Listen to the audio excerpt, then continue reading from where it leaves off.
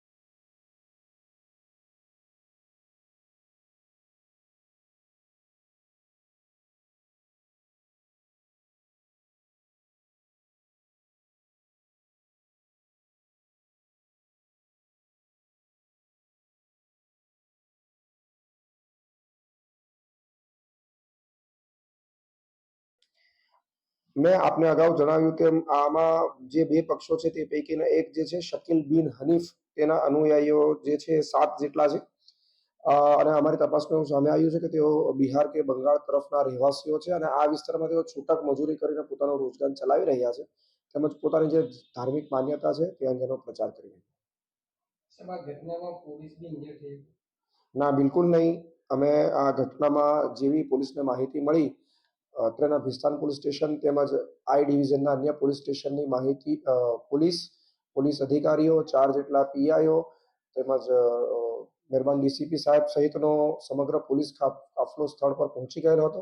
તાત્કાલિક અમે વિસ્તારની નાકાબંધી કરી લીધેલ હતી તેમજ સઘન કોમ્બિંગ કરીને તાત્કાલિક ધોરણે આરોપીઓને પકડી પાડવામાં આવ્યા.